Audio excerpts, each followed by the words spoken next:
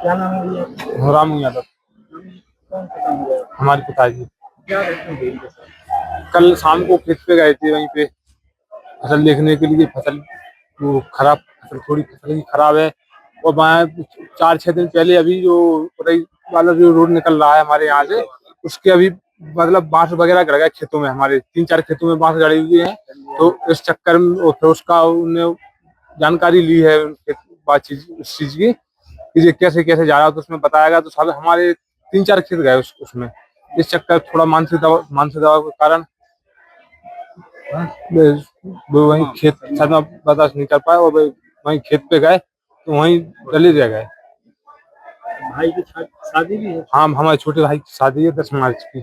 मुआवजा तो मिल रहा है सर जाने से? उसका तो कुछ नहीं मिल रहा हमारे यहाँ। तो हमारे जमीन भी नहीं है, थोड़ी सी जमीन है, वही जमीन जा रही है। मुआवजे का क्या करना है? कितनी जमीन है आपके? हमारे पास पिताजी के पास वही करीब 13-14 बीघे जमीन पड़ती है। जा कितने रहे थे? कम से कम 8-9 बीघे जमीन जा रही थी उसमें हमारी। ये देना क्यों नहीं चाह रहे थे? पैसे तो मिल रहा था। थोड़ी सी जमीन है साहब, 2 भाई हैं, हम क्या क्या करते थे उसमें, क्या बचेगा हमारे लिए?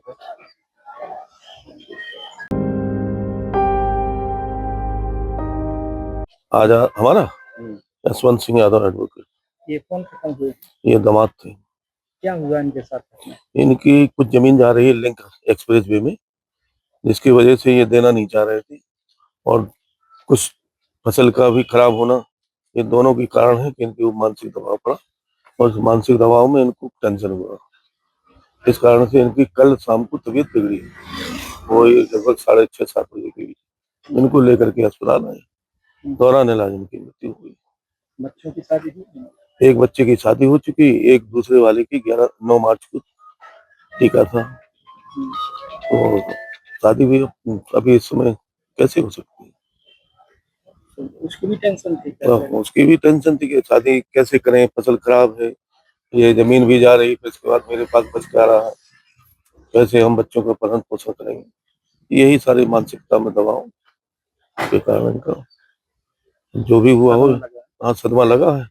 यहाँ आकर के डॉक्टर ने डेथ घोषित कर दिया।